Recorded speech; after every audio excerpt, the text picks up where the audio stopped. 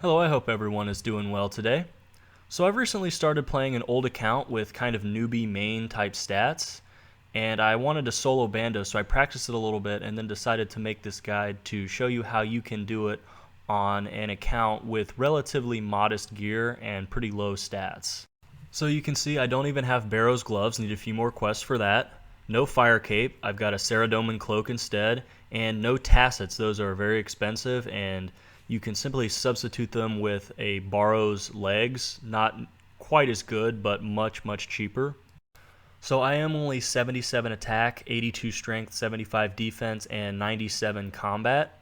What I do here, and this is just a little tip to get you a few extra food for your solo, I teleport to Trollheim and drop 2 food. I'm using tuna potatoes, but you could use shark as they are cheaper. But I like the 2 extra healing of the tuna potato, especially when you're soloing at a pretty low level. I then teleport back to the Grand Exchange and again teleport to Trollheim and pick up those 2 drop foods, so you're really not wasting any inventory spaces this way.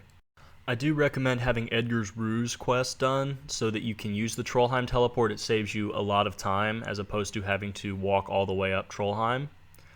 As for an inventory setup, I take a Bandos Godsword. The special attack has a chance of lowering your target's defense if you can hit with it, which can be extremely helpful if you have lower attack and strength like I do. I also bring 1 super combat potion, 1 super restore, 1 Sarah Brew, and 1 prayer potion, as well as an emergency teleport out. The rest is full of food. Also, I almost forgot to mention, you do need a hammer to get into the Bandos stronghold. However, if you forget to bring one, it's not a huge deal as the goblins do drop them with pretty high frequency. Once you find an open world, and that can tend to take a while, especially if you're playing at peak time, you can then drop your hammer, drink a dose of Sarah Brew, Super Restore, and Super Combat in that order, and make sure your Auto Retaliate is turned off, as every time you eat, you will try to retaliate on the monster that attacked you last, which a lot of times will be one of the minions, and it's kind of annoying. I start out with a Bandos Godsword special to hopefully lower defense. I got lucky with that one as I hit a solid hit. The strategy I use is to hit Bandos twice and then walk under him. This is helpful because it will skip one of his main attacks, which can be crucial in determining success or failure, as skipping his range attacks can save you a ton of damage taken. It can be really helpful to try to time your eating and potion drinking up with walking under the boss to protect yourself from his attacks. It is important to note, though, that when you walk under him and eat and then attempt to attack, your character will not hit immediately. So when you do this, you may only get 1 hit on Bandos before you have to walk under again. The way to know for sure is if when you walk out from underneath him, if you're able to strike him first, then he will hit you and you'll be able to hit a second time before you walk back under. However, if he hits you first, then you will only want to hit once before you walk back underneath him.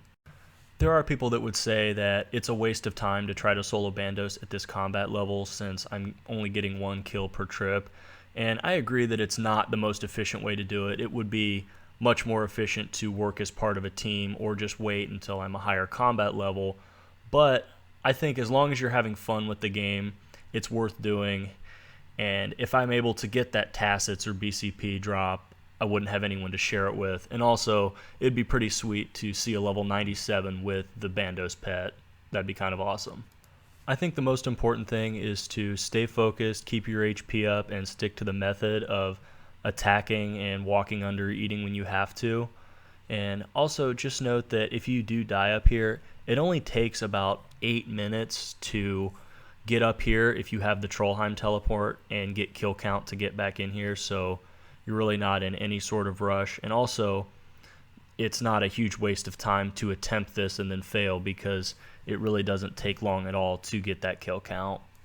This may not have been the best possible example of the walk under method working to perfection. The kill started out extremely well, however I was getting hit quite a bit towards the end. I did manage to get the kill kind of with not a whole lot of room to spare. Typically I have a lot more food left than this, usually anywhere from 5 to 8 left over. I do spend about 35 to 45k worth of resources per kill, so most drops cause me to take a small loss. However, for the chance at a pet or an extremely valuable drop, I think it is worth it. I think you also have to place some value on the enjoyment of the hunt. I hope you were able to find this solo video helpful. Don't let your combat level discourage you. Go out and give it a try. Thanks for watching, and we'll see you next time.